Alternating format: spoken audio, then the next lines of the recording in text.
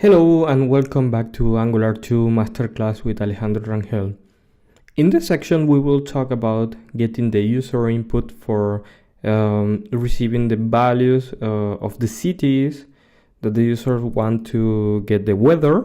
Okay, so we need to get the key up event every time that the user type a city in an input, and then we will fake data from our weather class that we created in the previous video. We will fake the data and display this on the screen. So this time I won't be coding all the time, but I will use some pre-snippets because we will code quite a bit, but I will explain every section in detail. So if you want to do it at home, you have to follow the entire user input chapter and you will be able to get the same result.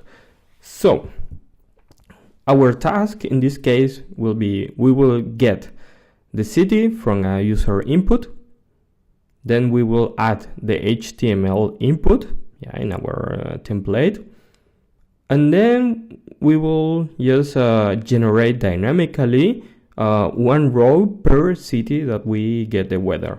That's the task for this video. So the plan will be doing first, first we will add the second line in the template, the input. Okay, this is the case, so let's go here. Yes, so this input will have the double, the two-way data binding. So here I explained that the square brackets mean a binding of the value that we are displaying. So if we change the value, this value change, and in conjunction with the other ones, we will have a two-way data binding. This is super important because then we can change the value and it's going to be always updated in both directions. Remember, one syntax is for the bend and the other one is for the binding, and the two together will be the two-way data binding. Okay, so so parentheses, square bracket, and the two. That I think in the Angular documentation they put something like a banana in a box. So it's super funny the way that they put the two-way data binding. So in case you are wondering, the two-way data binding, this is just a shortcut for, if you see here, we have first the square bracket for the binding of the variable city. So this is the ng model binding to city. We have seen this in the previous videos. And the second one with the parentheses will be the ng model change, and this will capture every time that we change the city. This change will be in the $event, with the event emitter, and it will be assigned to the city. So the banana in the box is just a shortcut, but for this kind of syntax. You can use any of them. So the next point is that once the user press enter in the user input, ideally we should save this value, the city, for example London, in an array of all the cities that the user have tell to the application, I want to know the weather of London, I want to know the weather of California, and so on. So we will need an array of cities, of weather of cities, just to hold this. And then we will have to prepare the template for rendering several cities. We will do this once in a time in one row, every city. Okay. So our template in the component should look something like this. Take a look on the input. So in this case we have the two-way data binding. Then we have a listener for the key up. So we will call a function that is add city. That's super important. Take a look on the second parameter. So we are passing $event. This is important because inside $event, it's going to be the key up event. So create a small documentation about this. So this is capturing the event key up, and every time that we call add city, we will pass a city. Yeah, this comes from the ng model and also the event. And from there we can say, okay, if the event is, for example, enter, yeah, then the key code 13, then we do this call to the server. If not, the user can keep typing. Yes. Then we have the array, yes, of weather of cities, and in every iteration using the structural directive ng4, if you remember the asterisk ng4, yep. Then we have every iteration we create a local variable that is going to be named weather, and then we display weather.city, weather.main, and so on. This is how it's going to look, the final code. Don't worry so much because we will get into detail when we do the practical example, but I put some information, some hints, so you can take a look on the PowerPoint or PowerPoint or PDF at the end, yeah, and just think about every slide.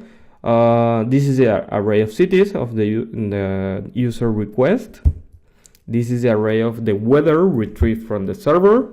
In this case, we will fake this, but at some point later on in another video, we will have this with real data. This is the constructor. We initialize all variables. Then this is how it's going to look our get weather. Right now it's fake, so you can see that if you type Vienna, we will create a weather there, and if you type London, we will create also a London weather, and we return this. This is the get weather function, and this is the add city function. So we receive the city as the first parameter, and the second one is the $event. This is comes from Angular. It's a wrapper of the JavaScript event, the standard one.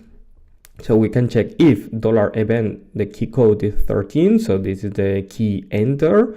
Then we will make the request to the server, we get the weather, and then we display this because we are putting this in the array. And the final part, well, here's the explanation of this. The final part is this .city. It's an empty string, and this is just to clean our user input. Remember the double data binding, the banana in the box. So this we are ready to get more user input. So let's do some coding now, just to see this working. I will minimize this. I will put it in my other screen because we will use some code from here.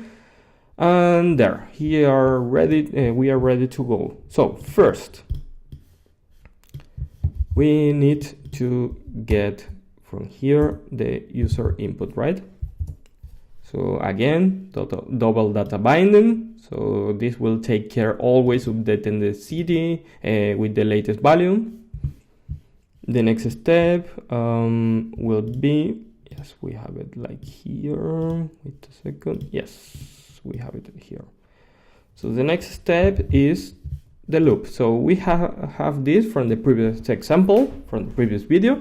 We don't need this anymore. Let's put something more real. So we have this snippet. Yeah, this HTML code. Let's put it properly. So we have an unordered list. We have our structural directive ng4.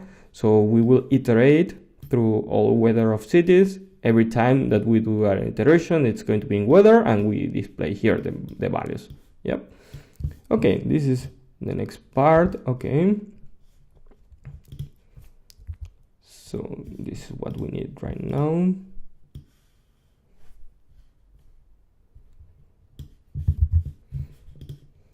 Yeah, so the next part is this one. So we have a variable city. This is a variable that will be working with the to data binding. Then we have cities. This is the array where we push every time that the user type a city and click enter, we will put it in an array. Then we have a weather of cities, and this is what we are going to iterate. So let's now put the fake get weather function. So we put it here. So this is a get weather function that I explained earlier. And finally, the last part of our code is going to be the add city. So here we have the add city. So every time that we click, press enter or type a variable, we will call this function. So, okay, we need to update this. Let's do it here. So we have on key up, we will call add city, and we pass the city variable, and we pass $event. Okay, this is fine. This is playing the weather. Okay, so I think we are ready to go. Yeah, so we have here the input. This is saying this is a weather forecast in. We don't have any city. So we are going to type here, for example, from the example, yes, we have London. We click, type enter, and we display London. Ta-da! Now we want the forecast from Vietnam. Ta-da! And if we write something else, nothing is happening. This part, we don't need it anymore for continue with the code, so we will remove it. If we need it later on, we add it. But let's take a look on the final design. So we don't need it. And we are almost there, right? Now we start showing the information. So let's do it again. London. Yeah, it's ugly, minimalistic, but it's already working. So from here, we have to recap that we are getting the user input here and the events here, and everything else is just coding. This is the business logic. Okay, so yeah, and actually here we have one extra. That's a good of TypeScript that we don't, now we don't have any error. We check that everything's working again. So we reload the browser. Yes, so we are safe, right? Good. And I forgot to mention that if we type, it always cleans the values, right? So this is the last part. So this one. And also feel free to debug this. So we can open here our project. We come to here with the template, and we can put a breakpoint, for example, after we click enter, London, enter. We are here, we have the parameter London, we have $event. This is what Angular sends to us in this parameter. So here we have the key code 13, the key identifier, its enter, and so on. And yeah, we can continue with the execution. So feel free to debug the application while you are coding. And I hope that you are so excited as me that this is getting to the place that we want to get. Okay, so see you in the next video.